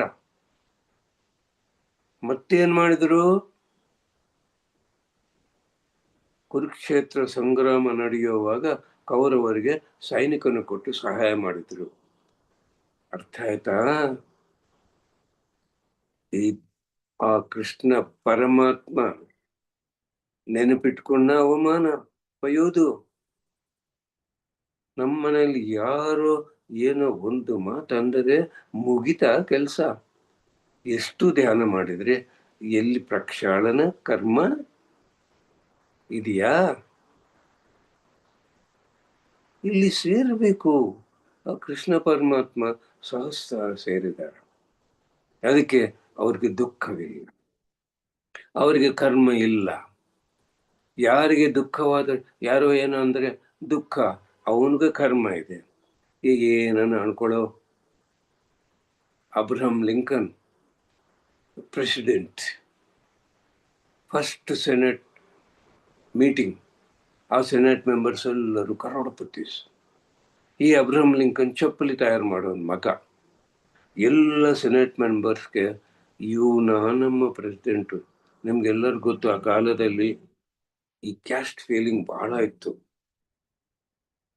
ಒಬ್ಬನೇನ್ ಮಾಡ್ತಾನ, ನಿಂತುಕೊಂಡು ಶೂ ಹೀಗೆ ಎತ್ತಿ ತೋರಿಸ್ತಾ, ಈ ಲಿಂಕನ್ ಈ ಶೂ ನಿಮ್ ತಂದೆ ಮಾಡಿದಾರ?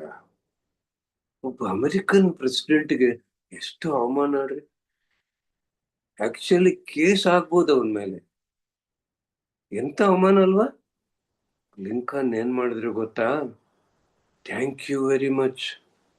ಇಂಥ ಶುಭ ಸಮಯದಲ್ಲಿ ನನ್ನ ತಂದೆ ಭಗವಂತನ ನೆನಪು ಮಾಡಿದ್ದೀಯಲ್ಲ, ಥ್ಯಾಂಕ್ ಯು ವೆರಿ ಮಚ್. ಒಂದು ವೇಳೆ ಶೂ ರಿಪೇರಿಯನ್ನಿದ್ದರೆ ನನ್ನ ಹತ್ರ ತಗೊಂಡು ಬಾ, ನಾನು ರಿಪೇರಿ ಮಾಡಿಕೊಡ್ತೀನಿ. ನೋಡಿದ್ರ ಲಿಂಕನ್ ಇದಾರೆ ಇವಾಗ. ಇದು ರೀ ಟ್ರಾನ್ಸ್ಫಾರ್ಮೇಶನ್. ರಿಯಲೈಸೇಷನ್ ಅಂದ್ರೆ ಸತ್ಯ, ಟ್ರಾನ್ಸ್ಫಾರ್ಮೇಶನ್ ಅಂದ್ರೆ ಪರಮ ಸತ್ಯ. ಸುಮ್ಮನೆ ಧ್ಯಾನ ಮಾಡಿದ್ರೆ ಸಾಕ ಕರ್ಮ ಪ್ರಕ್ಷಾಳನ ಮಾಡ್ಕೋಬೇಕಾ? ಧ್ಯಾನ ಮಾಡಿ ಜ್ಞಾನನ ಹೊಂದಿ ಮರ್ತೋದರೆ ಅದೇ ಕರ್ಮ ಪ್ರಕ್ಷಾಳ. ನಿನ್ನ ಕರ್ಮ ಎಲ್ಲಿದೆ? ಕ್ಯಾರಿ ಫಾರ್ವರ್ಡ್ ಆಗಲ್ವಲ್ಲ ಕರ್ಮ. ನೀವು ಏನು ಈ ಜನ್ಮದಲ್ಲಿ ಮಾಡ್ತೀಯೋ ಅದು ಮುಂದಿನ ಜನ್ಮ ಅನುಭವಿಸಬೇಕು. ಈ ಜನ್ಮ ನೀನು ಏನು ಕರ್ಮ ಮಾಡಿಲ್ಲ. ಯಾರೇನಂದ್ರೇನು ಓಕೆ, ಥ್ಯಾಂಕ್ ಯು. ಪ್ರತಿಸಾರು 18 ಪ್ರಿನ್ಸಿಪಲ್ಸು ಎಲ್ಲ ಪಿರಮಿಡ್ ಮಾಸ್ಟರ್ಸ್. ಸೀನಿಯರ್ ಪಿರಮಿಡ್ ಮಾಸ್ಟರ್ಸ್ಗೆ ಒಂದು 13 ಪ್ರಿನ್ಸಿಪಲ್ಸ್ ಇದಾವ್ರಿ. ಆ 12 ಪ್ರಿನ್ಸಿಪಲ್ ಏನಂದ್ರೆ, ನಿನಗೆ ಯಾರು ಎಂತ ಕಷ್ಟ ಕೊಟ್ರೇನು, ದುಃಖ ಕೊಟ್ರೇನು, ಅವಮಾನ ಮಾಡಿದ್ದರೇನು, ಆ ಕ್ಷಣವೇ ಮರ್ತೋಗಬೇಕು. ಮರೆಯೋದೆ ಕ್ಷಮಿಸೋದು, ಕ್ಷಮಿಸೋದೆ ಪ್ರೀತಿಸೋದು. ಅವರು ಒಳ್ಳೇದು ಕೇಳ್ಕೋಬೇಕು. ಇದು 12 ಪ್ರಿನ್ಸಿಪಲ್. ಇದು ಕರ್ಮ ಪ್ರಕ್ಷಾಳನ. ಕರ್ಮ ಪ್ರಕ್ಷಾಳನ ಅಂದ್ರೆ ಇದು ಬದಲಾವಣೆ. ಆ ಕೃಷ್ಣ ಪರಮಾತ್ಮ ಧ್ಯಾನ ಮಾಡಿ ಆ 4 ವರ್ಷದ ಹುಡುಗ ಇರುವಾಗ ಸಾಂದೀಪ ಮಹಾಮನೆ ಗುರುಕುಲದಲ್ಲಿ ಆ ಜ್ಞಾನನೆಲ್ಲ ಹೊಂದಿ ಅಳವಡಿಸಿಕೊಂಡು ಏನಾಗಿದ್ದಾರ? ಯೋಗೀಶ್ವರ. ಧ್ಯಾನಿ, ಯೋಗಿ, ಯೋಗೀಶ್ವರ. ಕೇವಲ ಧ್ಯಾನ ಮಾಡೋರ್ನ ಧ್ಯಾನಿ ಅಂತಾರೆ. ಒಂದು ಕ್ಷಣನು ಕಣ್ಣು ಮುಚ್ಚಿದ್ದರೇನು, ಬಿಟ್ಟಿದ್ದರೇನು, ಮನಸ್ಸನ್ನು ಯಾರು ಭೂತಕಾಲದಲ್ಲಿ ಭವಿಷ್ಯತ್ ಕಾಲದಲ್ಲಿ ಬಿಡಲ್ಲೋ ವರ್ತಮಾನ ಕಾಲದಲ್ಲಿ ಇಟ್ಕೊಂತಾನೋ ಅವನು ಯೋಗಿ. ಯಾರು ಈ ಜ್ಞಾನವೆಲ್ಲ ಹೊಂದಿ ಈ ಸಹಸ್ರ ಸೇರ್ತಾರೋ ಅವರು ಯೋಗೀಶ್ವರ. ಯೋಗೀಶ್ವರ ಒನ್ನೆಸ್, ಏಕತ್ವ. ಎಲ್ಲರೂ ಈ ಏಕತ್ವದ ಬಗ್ಗೆ ತಿಳ್ಕೋಬೇಕು, ಒನ್ನೆಸ್ ಬಗ್ಗೆ ತಿಳ್ಕೋಬೇಕು. ಇದೇ ಅದ್ವೈತ ಅಂತ. ದ್ವೈತ ಅಂದ್ರೆ ಎರಡು, ಅದ್ವೈತ ಅಂದ್ರೆ ಒಂದೇ. ಏನದು ಅದ್ವೈತ ದ್ವೈತ ಅಂದ್ರೆ?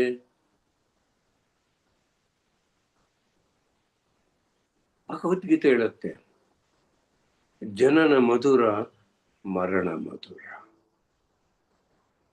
ಮಾನ ಮಧುರ, ಅವಮಾನ ಮಧುರ, ಸುಖ ಮಧುರ, ದುಃಖ ಮಧುರ, ಜಯ ಮಧುರ, ಅಪಜಯ ಮಧುರ, ದುಡ್ಡಿದ್ದರೆ ಮಧುರ, ಬಡವನಾದರೆ ಮಧುರ, ಯೋಗ ಮಧುರ, ವಿಯೋಗ ಮಧುರ, ಶೀತ ಮಧುರ, ಉಷ್ಣ ಮಧುರ. ಎರಡು ಮಧುರವಾಗಿ ತಗೊಂಡ್ರೆ ಅದ್ವೈತ, ಒನ್ನೆಸ್. ಒಳ್ಳೇದು ಇಲ್ಲ, ಕೆಟ್ಟದು ಇಲ್ಲ, ನ್ಯಾಯ ಇಲ್ಲ, ಅನ್ಯಾಯ ಇಲ್ಲ, ಪಾಪ ಇಲ್ಲ, ಪುಣ್ಯ ಇಲ್ಲ. ಇವೆಲ್ಲ ಪಾಸ್ ಆದರೆ ಕರ್ಮ ಸಿದ್ಧಾಂತ ಇಲ್ಲ, ಕರ್ಮ ಪ್ರಕ್ಷಾಳನ ಆಯ್ತು. ಇದೇ ಕರ್ಮ ಪ್ರಕ್ಷಾಳನ. ಇದು ನಾವೆಲ್ಲರೂ ತಿಳ್ಕೋಬೇಕು. ಯಾರು ಏನು ಮಾಡಿದ್ದರೇನೋ ಒಂದು ಕಾರಣ ಇಲ್ಲಂದ್ರೆ ಏನೂ ನಡೆಯಲ್ಲ. ನಾನು ನಾರ್ತ್ ಇಂಡಿಯಾಗೆ ಹೋದೆ. ಅಲ್ಲಿ ಒಬ್ಬ ಮೇಡಮ್ ಮನೇಲಿ ಊಟ ಮಾಡಿದೆ. ಆ ಮೇಡಮ್ ನನ್ನ ಬಗ್ಲಿ ಕೂತ್ಕೊಂಡು ಅಳೋ ಸ್ಟಾರ್ಟ್ ಆಯ್ತು. ಯಾಕೆ ಅಳ್ತಾ ಇದ್ದೀವಿ? ಸರ್ ನನ್ನ ಗಂಡ ಕುಡುಕ, ಏನು ಬಾಯಿ ಬಂದಂಗ ಮಾತಾಡ್ತಾನೆ ಸರ್. ನಾನು ಬಹಳ ಒಳ್ಳೆಯವಳು ಸರ್. ಹೌದಾ ಮೇಡಮ್? ಒಳ್ಳೆಯವಳ ನೀವು? ಕೂತ್ಕೊಂಡು, ಧ್ಯಾನ ಕೂತ್ಕೊಂಡು. ಹಿಂದಿನ ಜನ್ಮ ಇವಳು ಗಂಡ, ಆ ಗಂಡ ಹೆಂಡತಿ. ದಿನಾಲಿ ಕುಡಿಯೋದು, ಒಡೆಯೋದು. ಒಂದು ದಿನ ಎದ ಮೇಲೆ ಕೂತ್ಕೊಂಡು ಕುತ್ತಿಗೆಸ್ಗೆ ಸಾಯಿಸ್ಬಿಟ್ಟಿದ್ದಾಳ. ಎಂತ ಒಳ್ಳೆಯವಳಲ್ಲ. ಈ ಜನ್ಮದ ಗಂಡ ಕೇವಲ ಬೈತಾ ಇದ್ದಾನ್ರಿ. ನೋಡಿದ್ರೆ ಕರ್ಮ ಸಿದ್ಧಾಂತ. ನೀನು ಗಂಡನಾಗಿ ಹೆಂಡತಿನ ಒಡೆದು ಸಾಯಿಸಿ ಬಿಟ್ಟಿದೆಯಲ್ಲ, ಈ ದುಃಖ ನಿನ್ಗೆ ಯಾಕೆ ಗೊತ್ತಾಗತ್ತೆ? ನೀನು ಹೆಂಡತಿ ಆದರೆ ನಿನ್ ಗಂಡ ನಿನ್ಗೆ ದುಃಖ ಕೊಟ್ರೆ ಅದೇ ಅನುಭವ ಜ್ಞಾನ. ಇದೇ ಕರ್ಮ ಸಿದ್ಧಾಂತ. ಯಾರು ಏನು ಮಾಡಿದ್ದರೇನೋ ಹಿಂದಿನ ಜನ್ಮ ಸೀರಿಯಲ್ ಕಂಟಿನ್ಯೂ ಆಗುತ್ತೆ. ಬಾಲ್ ತಗೊಂಡು ಗೋಡೆಗೆ ಹೊಡೆದ್ರೆ ಮತ್ತೆ ವಾಪಸ್ ನಮ್ಮ ಹತ್ರ ಬರುತ್ತೆ. ಇಲ್ಲಿ ಕಂಪ್ಲೇಂಟ್, ಜಡ್ಜ್ಮೆಂಟ್. ಯಾಕೆ? ನೀನು ಒಳ್ಳೆಯವಳ? ಎಲ್ಲರೂ ಒಳ್ಳೆಯವರ? ಸುಮ್ಮನೆ ಕರ್ಮ ಸಿದ್ಧಾಂತ ನಡೆಯುತ್ತೆ. ಏನು ಆದರೇನು ಹಿಂದಿನ ಜನ್ಮ ಕಾರಣ.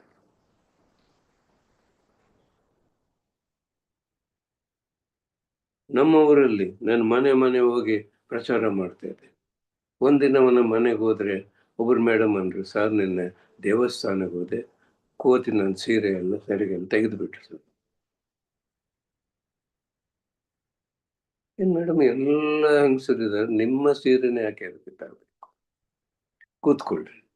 ಹಿಂದಿನ ಜನ್ಮ ಇವಳು ಗಂಡ, ಆ ಕೋತಿ ಒಬ್ಬ ಹೆಂಗಸು.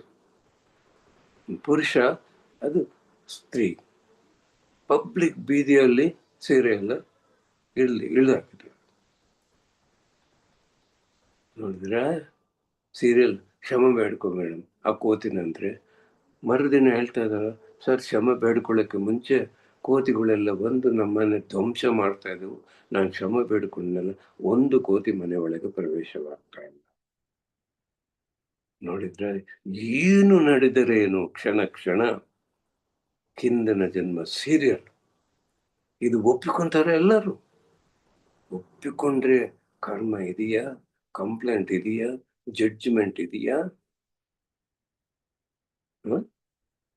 ಕರ್ಮ ಶೇಷ ಇದೆಯಾ?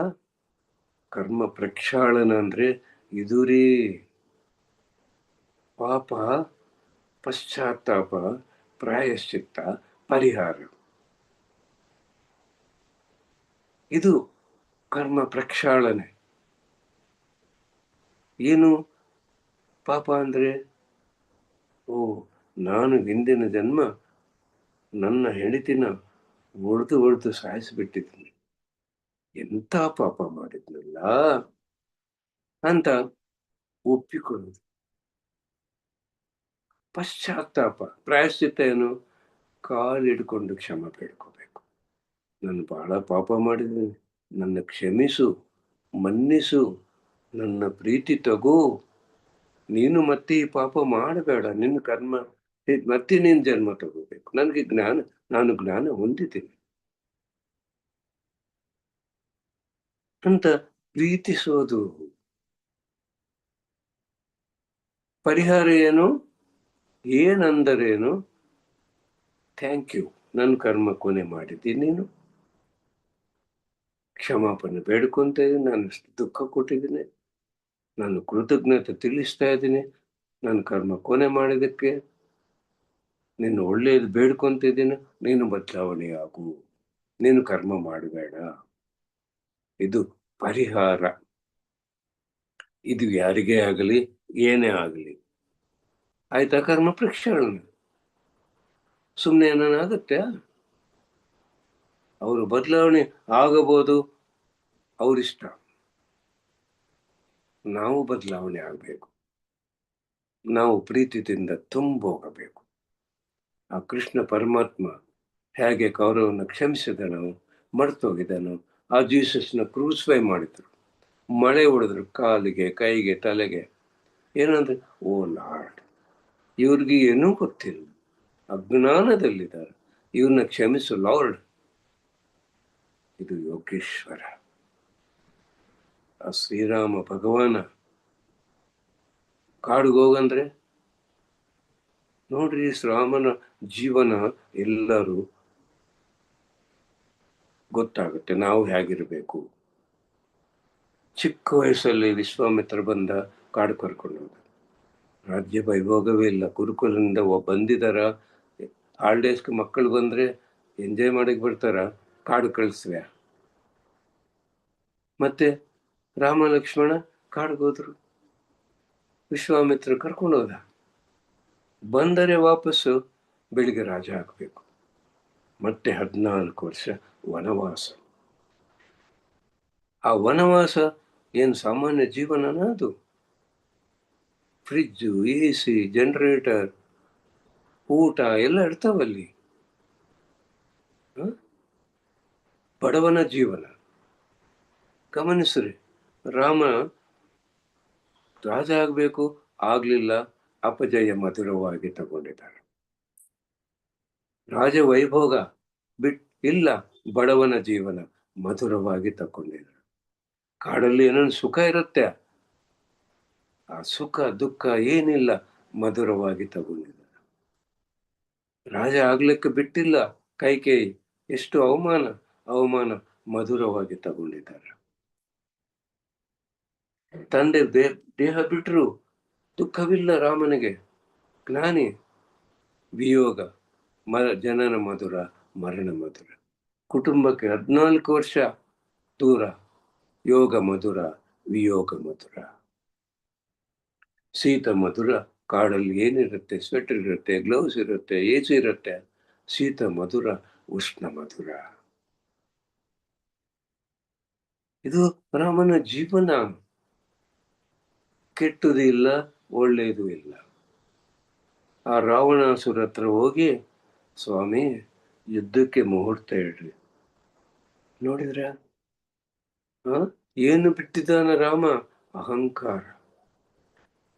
ರಾವಣ ಬ್ರಹ್ಮ, ರಾವಣ ಎಂತವನು? ಅವನು ಮರಣ ಮುಹೂರ್ತ ಅವನೇ ಇಟ್ಟಿದ್ದಾನ. ಆ ಸಮಯದಲ್ಲಿ ಪಾಲನಂ ಧರ್ಮ. ರಾವಣಾಸುರ ನೋಡಿದ್ರೆ ಅಲ್ಲಿ ರಾವಣ ಜೀವನ. ನಾವು ಹೋಗಿ ಆ ಶತ್ರು ಹತ್ರ ಬೇಡ್ಕೊಂತೀವಿ. ಯೋಗೀಶ್ವರ ಇದ್ರೆ ಕರ್ಮ ಪ್ರಕ್ಷಾಳನೆ.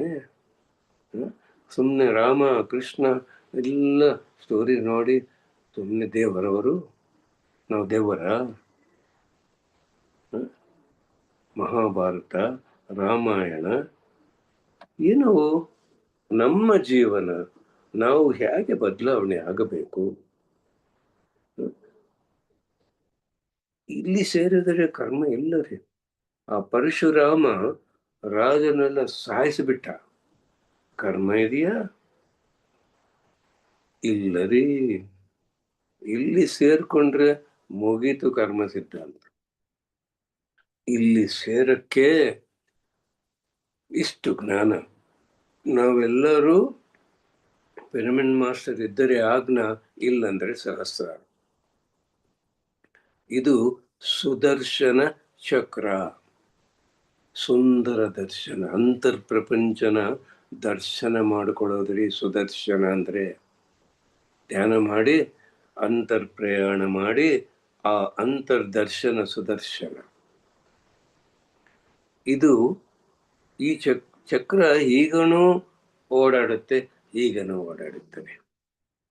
ನಾವು ಇಲ್ಲಿದೀವಿ ಅನ್ಕೊಳ್ರಿ, ಯಾರೋ ಅವಮಾನ ಮಾಡಿದ್ರು, ಸೊಸೆನೋ ಗಂಡನೋ ನಾದಿನಿನೋ ಹೆಂಡತಿನೋ, ದುಃಖ, ಅದೇ ನೆನಪು, ಅದೇ ಮಾತು, ಮೂಲಾಧಾರಕ್ಕೆ ಹೋಗ್ಬಿಟ್ಟಿವಿ. ಕೆಳಗಿಳಿದು ಬಿಟ್ಟಿದ್ದೀವಿ. ಮಾನ, ಏನನ್ನ ಅನ್ಕೊಳಪ್ಪ, ನನ್ನ ಕರ್ಮ ಕೊನೆ ಮಾಡಿದಿ, ಥ್ಯಾಂಕ್ ಯು ವೆರಿ ಮಚ್. ಸಹಸ್ರ ಎಕ್ಸಾಮ್ ಪಾಸ್. ಇದು ಕರ್ಮ ಪ್ರಕ್ಷಾಳನೆ. ಏಕನಾಥ್ ಅಂತ ನಾರ್ತ್ ಇಂಡಿಯಾ ಒಬ್ಬ ಮಹಾಯೋಗಿ. ಯಾರು ಏನು ಮಾಡಿದ್ರೇನು ಅವ್ರಿಗೆ ಸಿಟ್ಟು ಬರಲ್ಲ. ಒಬ್ಬನಿಗೆ ಏನೇ ಮಾಡಿ ಈ ಏಕನಾಥಿಗೆ ಸಿಟ್ಟು ಬಂದಂಗ ಮಾಡ್ಬೇಕಂತ ಅವನು ಬರ್ತಾನ ವಾರಣಾಸಿ. ಆ ಏಕನಾಥ್ ಸ್ವಾಮೀಜಿ ನದಿ ಒಳಗೆ ಮುನಿಗಿ ಹೊರಗೆ ಬರ್ತಾ ಇರ್ತಾರ. ಇವನು ಆ ಸ್ವಾಮೀಜಿ ಮುಖದ ಮೇಲೆ ಉಗುಳ್ತಾನೆ. ಏಕನಾಥ್ ಏನ್ ಮಾಡ್ತಾನ, ಮತ್ತೆ ಮುನಿಗಿ ಮತ್ತೆ ವಾಪಸ್ ಬಂದು ಮತ್ತೆ ಉಗುಳ್ತಾನ. ಇವನು ಉಗುಳ್ತಾನೆ ಇರ್ತಾನ. ಏಕನಾಥ್ ಸ್ವಾಮೀಜಿ ಮುನಿಗಿ ವಾಪಸ್ ಬರ್ತಾನೆ. ಎಷ್ಟೊತ್ತು ಉಗುಳ್ಬೋದು? ಬಾಯಲ್ಲಿ ಉಗುಳಿಲ್ಲ, ನೀರಿಲ್ಲ, ಉಗುಳಕ್ಕೆ ಶಕ್ತಿ ಇಲ್ಲ, ಕೂತ್ಕೊಂಡ್ಬಿಟ್ಟ. ಆ ಏಕನಾಥ್ ಸ್ವಾಮೀಜಿ ಬಂದ್ರು. ಏನ್ ಸ್ವಾಮಿ ಉಗುಳಲ್ಲ? ಇನ್ನೆಲ್ಲಿ ಉಗುಳ್ತೀನಿ ಸ್ವಾಮಿ, ಬಾಯಲ್ಲಿ ನೀರಿಲ್ಲ, ಶಕ್ತಿ ಇಲ್ಲ, ನಿಮ್ಗೆ ಸಿಟ್ಟು ಬಂದಿಲ್ಲ. ನನ್ಗೆಲ್ಲ ಗೊತ್ತು, ಹಿಂದಿನ ಜನ್ಮ ಇದಕ್ಕೆ ಡಬಲ್ ಉಗುಳಿದನೋ ನಿನ್ ಮೇಲೆ. ನೀನು ಉಗುಳಿದೆಯಲ್ಲ, ನನ್ನ ಕರ್ಮ ಕೊನ ಮಾಡಿದೆಯಲ್ಲ, ಥ್ಯಾಂಕ್ ಯು ವೆರಿ ಮಚ್. ನನ್ಗೀಗ ಜ್ಞಾನವೆಲ್ಲ ಇದೆ. ಮಾನ ಮಧುರ, ಅವಮಾನ ಮಧುರ. ಈ ಜನ್ಮದಲ್ಲಿ ಇಂಥ ಅವಮಾನ ಯಾರು ನನಗೆ ಮಾಡಲಿಲ್ಲ. ನಾನು ಈ ಮಧುರವಾಗಿ ತಗೊಂಡೆ. ನಾನು ಎಕ್ಸಾಮ್ ಪಾಸ್. ನನ್ನ ಆತ್ಮ ಉದ್ಧಾರಕ್ಕೆ ನೀನು ಎಷ್ಟು ನನಗೆ ಸಹಾಯ ಮಾಡಿದ್ದೆಲ್ಲೋ, ಥ್ಯಾಂಕ್ ಯು ವೆರಿ ಮಚ್. ಮಮಾತ್ಮ ಸರ್ವಭೂತಾತ್ಮ. ನಿನ್ನ ಒಳಗಿರೋದು ನಾನೇ, ನನ್ನ ಒಳಗಿರೋದು ನೀನೇ. ನನ್ನ ಮೇಲೆ ನಾನು ಉಗುಳಿಕೊಂಡೆ, ನನಗೆ ಯಾಕೆ ಸಿಟ್ಟು? ನಾವು ಧ್ಯಾನ ಮಾಡುವಾಗ ಎಲ್ಲ ಮರ್ತೋಗ್ತೀವ್ರಿ. ಡೀಪ್ ಧ್ಯಾನ ಹೋದಾಗ ಅಲ್ಲಿ ಸ್ತ್ರೀ ಇಲ್ಲ, ಪುರುಷ ಇಲ್ಲ, ಬಡವ ಇಲ್ಲ, ಧನಿಕ ಇಲ್ಲ, ಕುಲ ಇಲ್ಲ, ಮೆತ ಇಲ್ಲ, ಕೆಟ್ಟವನಿಲ್ಲ, ಒಳ್ಳೆಯವನಿಲ್ಲ, ನ್ಯಾಯ ಇಲ್ಲ, ಅನ್ಯಾಯ ಇಲ್ಲ, ಪಾಪ ಇಲ್ಲ, ಪುಣ್ಯ ಇಲ್ಲ. ಒಂದಾಗಿರ್ತೀವಿ. ಹೊರಗೆ ಬಂದ್ಮೇಲೆ ಈ ಮನಸ್ಸು ನಮ್ಮನ್ನು ಬೇರೆ ಮಾಡುತ್ತೆ. ಅದೇ ಆ ಏಕನಾಥ್ ಅವರು ಹೇಳಿದ್ದು, ನಿನ್ನ ಒಳಗೆ ನಾನೇ, ನನ್ನ ಮೇಲೆ ನಾನು ಉಳ್ಕೊಂಡಿನು. ಒಂದು ಸಾರಿ ಮುನಿಗೆ ಪುಣ್ಯ ನಾನು ಹೊಂದುತ್ತಾ ಇದ್ದೆ ದಿನಾಲಿ. ನಿನ್ನ ದಯದಿಂದ ಎಷ್ಟು ಸಾರಿ ಗಂಗದ ಒಳಗೆ ಮುನಿಗಿದ್ದೀನೋ, ಎಷ್ಟು ಪುಣ್ಯ ಹೊಂದಿದ್ದೀನೋ.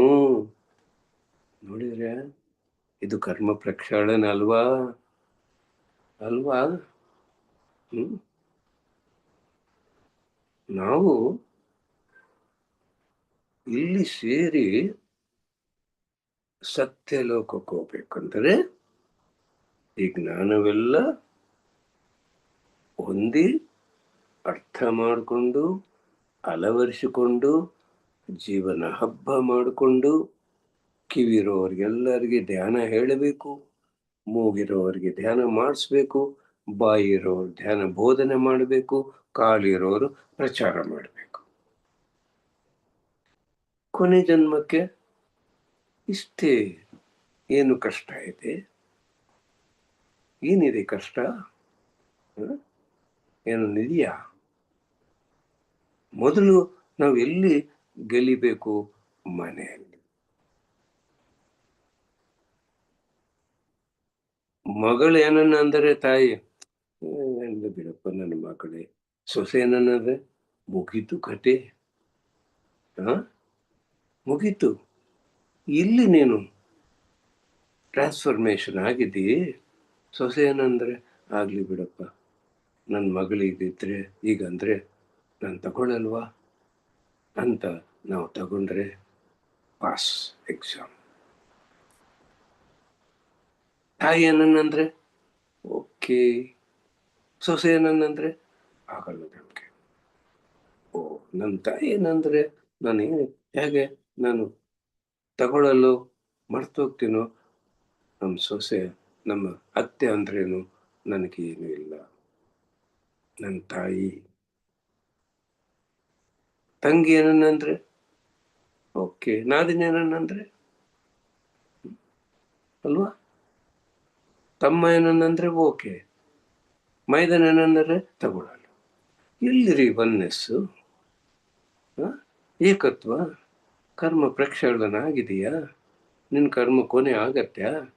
ಈ ಕುಟುಂಬದಲ್ಲೇ ನೀನು ಗೆದ್ದಿಲ್ಲ, ಹೊರಗೆ ಗೆದ್ದಿದ್ದೀಯ ನೀನು. ಮೊದಲು ಇಲ್ಲಿ ಗೆಲ್ಲಿಬೇಕು ನಾವು. ಇಲ್ಲಿ ಸಕ್ಸಸ್. ಇಲ್ಲಿ ದೇವರ ಬೇಕು ಮನೆಯಲ್ಲಿ.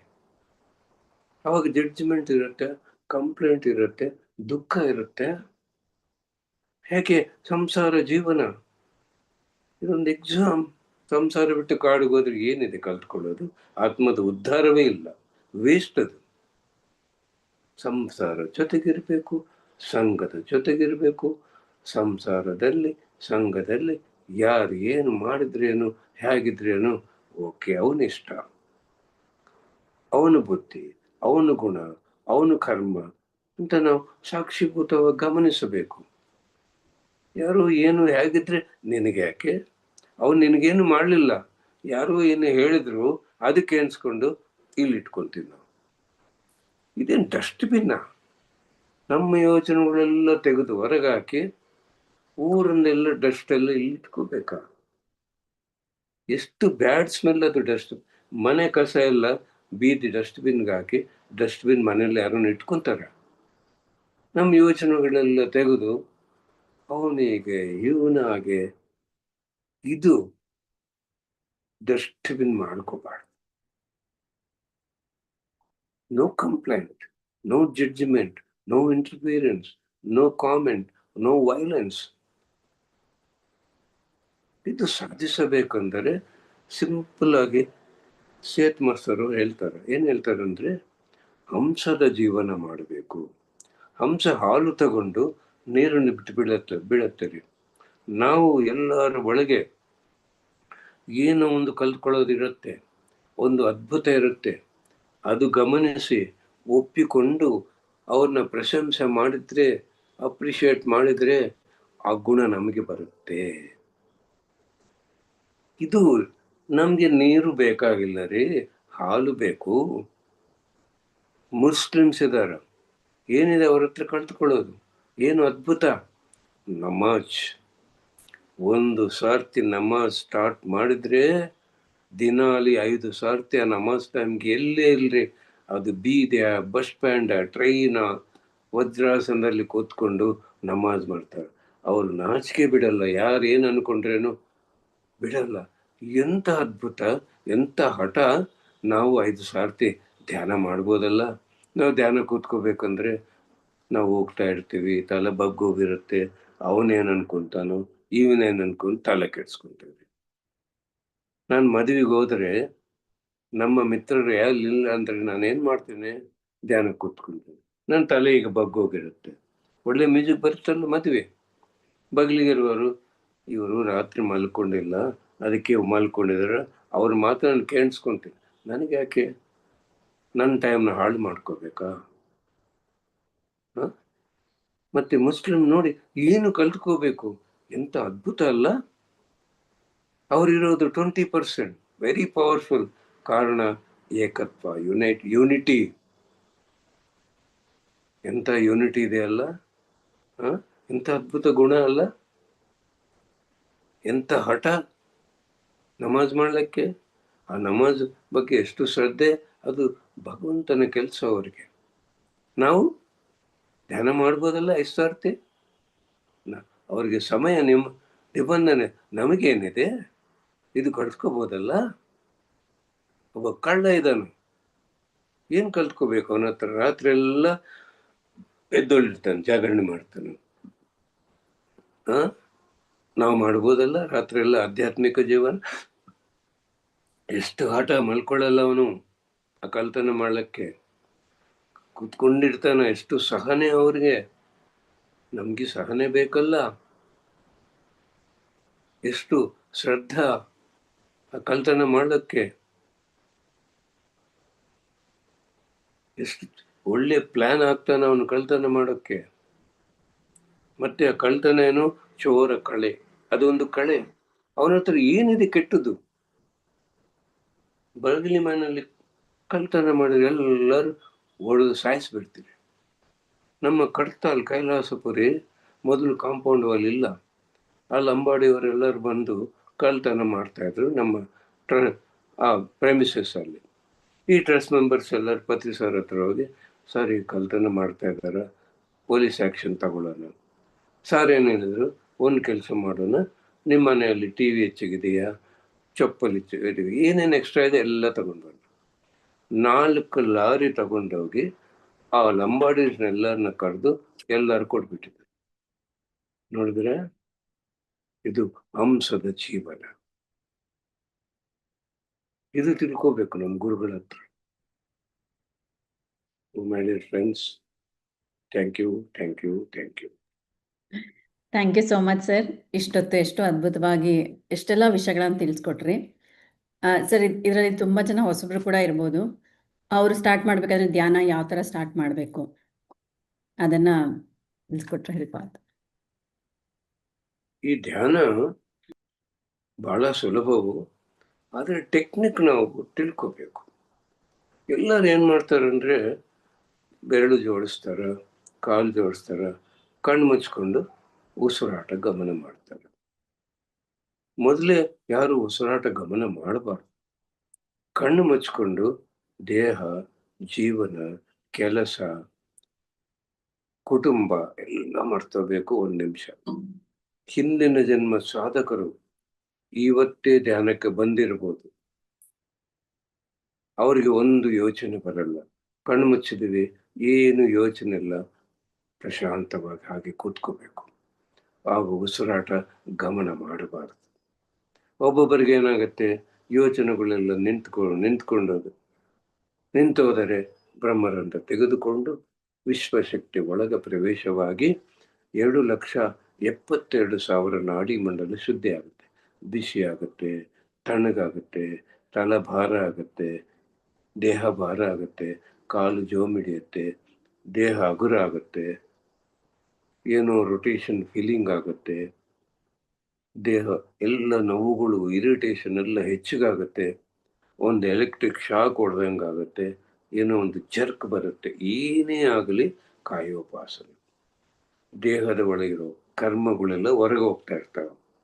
ಅವಾಗ ಏನು ನಡೆಯುತ್ತೋ ಅದನ್ನ ಗಮನಿಸಬೇಕು. ದೇಹದಲ್ಲಿ ಏನು ಬಿಸಿ ನಡೀತಾ ಇದೆ, ಏನು ಅದನ್ನ ಗಮನಿಸಬೇಕು. ಇನ್ನು ಒಬ್ಬೊಬ್ಬರಿಗೆ ಏನಾಗುತ್ತೆ, ಕಣ್ಣು ಮುಚ್ಚಿದ್ರೆ ಕತ್ಲ, ಬೆಳಕು, ಬಣ್ಣಗಳು, ದೃಶ್ಯಗಳು ಇಂಥವೆಲ್ಲ ಕಾಣಿಸ್ತವೆ. ಅವ್ರೇನ್ ಮಾಡ್ಬೇಕು, ಅದು ಏನು ಕಾಣಿಸುತ್ತೋ ಅದನ್ನ ಗಮನಿಸಬೇಕು. ಕತ್ಲ, ಬೆಳಕು, ಬಣ್ಣ ಏನು ಕಣ್ಣು ಮುಚ್ಚಿದ್ರೆ ಏನು ಕಾಣಿಸ್ಬಾರ್ದು. ಈ ದಿವ್ಯನೇತ್ರ ದರ್ಶನ ಅದು ಗಮನಿಸ್ತಾ ಇರಬೇಕು. ಕೇವಲ ಯೋಚನೆ ಬಂದರೆ ಉಸಿರಾಟ ಗಮನ ಮಾಡಬೇಕು. ಯಾವ ಉಸಿರಾಟ? ಸಹಜವಾಗಿ ನಡೆಯುವ ಉಸಿರಾಟ. ಈ ಮೂಗು ಕೊನೆಯಿಂದ ಈ ತುದಿವರೆಗೆ ಒಳಗೋಗೋ ಸ್ಪರ್ಶ, ಈ ತುದಿಯಿಂದ ಕೊನೆವರೆಗೆ ಹೊರಗೆ ಬರೋ ಸ್ಪರ್ಶ. ಇಷ್ಟೇ ಸಹಜವಾಗಿ ನಾವು ಗಮನಿಸಬಹುದು. ಎಲ್ಲರೂ ಏನ್ ಮಾಡ್ತಾರೆ, ಈಗ ತಗೊಂತಾರೆ. ಇದು ಸಹಜವಲ್ಲ, ಎಕ್ಸರ್ಸೈಸ್. ಇದು ಧ್ಯಾನ ಕುದುರಲ್ಲ. ಅರ್ಥ ಆಗ್ಲಿಲ್ಲ ಅಂದ್ರೆ ಈ ಬೆರಳಿಗೆ ಇಟ್ಕೊಂಡ್ರೆ ಉಸಿರು ಹೊರಗೆ ಬಂದ್ರೆ ಬೆರಳಿಗೆ ಬೆಚ್ಚಗಾಗುತ್ತೆ, ಉಸಿರು ಒಳಗೆ ಹೋದ್ರೆ ಬೆರಳಿಗೆ ತಣ್ಣಗಾಗುತ್ತೆ. ಈ ಸ್ಪರ್ಶನ ಗಮನಿಸಿದರೆ ಹೇಗೆ ಉಸಿರಾಟ ನಡೆಯೋದು ಗೊತ್ತಾಗುತ್ತೆ. ಇದು ಟೆಕ್ನಿಕ್. ಅರ್ಥ ಆಗೋವರೆಗೆ ಈಗ ಬೆರಳಿಟ್ಕೊಂಡ್ರೆ ಹೇಗೆ ಇಲ್ಲಿಂದ ಒಳಗೆ ಹೋಗ್ತಾ ಇದೆ, ಹೊರಗೆ ಬರ್ತಾ ಇದೆ, ಈ ಸ್ಪರ್ಶನ ಗಮನಿಸಿದ್ರೆ ಯಾವಾಗ ನಿಮ್ಗೆ ಅರ್ಥ ಆಗುತ್ತೋ, ಯೋಚನೆಗಳು ನಿಂತು ಹೋಗ್ತಾವೋ, ಆವಾಗ ಉಸಿರಾಟ ಗಮನ ಮಾಡೋ ಕೆಲಸ ಇಲ್ಲ.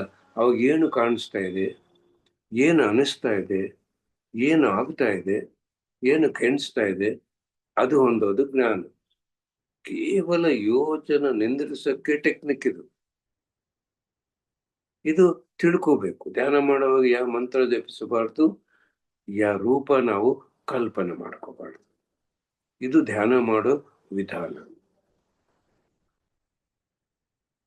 Okay, yes sir. ಸೊ ಇವಾಗ ಇವತ್ತಿಂದ ಧ್ಯಾನ ಶುರು ಮಾಡಬೇಕು ಅಂತ ಅನ್ಕೊಂತಾರೆ. ಸೊ ಎಷ್ಟೊತ್ತು ಮಾಡಬೇಕು? ಸೇಮ್ ಟೈಮಲ್ಲಿ ಮಾಡಬೇಕಾ? ಧ್ಯಾನ ಇವಾಗ ಹೊಸಬರು ಹೆಚ್ಚಿಗೆ ಸಮಯ ಮಾಡೋದು ಕಷ್ಟ.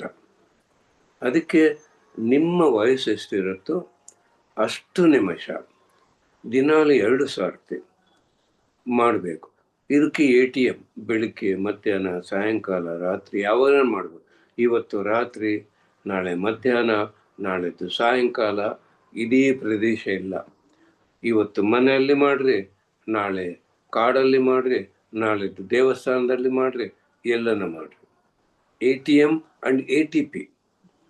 ಇನ್ನೊಂದು ಹೇಳ್ತೀನಿ, ನಿಮಗೆ ಹಠ ಇದ್ದರೆ 1 ಟ್ಯಾಬ್ಲೆಟ್ ತಗೊಳ್ಳೋರು 1 ತಾಸು ಧ್ಯಾನ, 2 ಟ್ಯಾಬ್ಲೆಟ್ ತಗೊಳ್ಳೋ 2 ತಾಸು ಧ್ಯಾನ, 5 ಟ್ಯಾಬ್ಲೆಟ್ ತಗೊಳ್ಳೋ 5 ತಾಸು ಧ್ಯಾನ ಮಾಡಿದ್ರೆ ನಿಮ್ಮ ಕಾಯಿಲೆಗಳೆಲ್ಲ ವಾಸಿ ಆಗ್ತವೆ. ಕಡಿಮೆ ಧ್ಯಾನ ಮಾಡಿದ್ರೆ ಭಾಳ ಟೈಮ್ ಹಿಡಿಯುತ್ತೆ.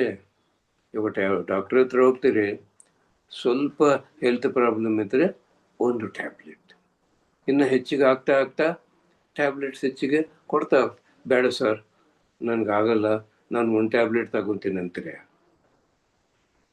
ಅಲ್ವಲ್ಲ. ಇದು ಅಷ್ಟೇ. ಒಂದು ಅನುಭವ ಹೇಳ್ತೀನಿ. ಈ ಬ್ಯಾಂಗ್ಳೂರಲ್ಲಿ ಕೆಂಗೇರಿ ಒಂದು ದೊಡ್ಡ ಪಿರಮಿಡ್ ಇದೆ, ಮೆರ್ಕಬಾ ಪಿರಮಿಡ್, 27x27. ಹುಣ್ಣಿಮೆ ದಿನ ರಾತ್ರಿ ಅಲ್ಲಿ ಕ್ಲಾಸ್ಗೆ ಹೋಗಿದೆ.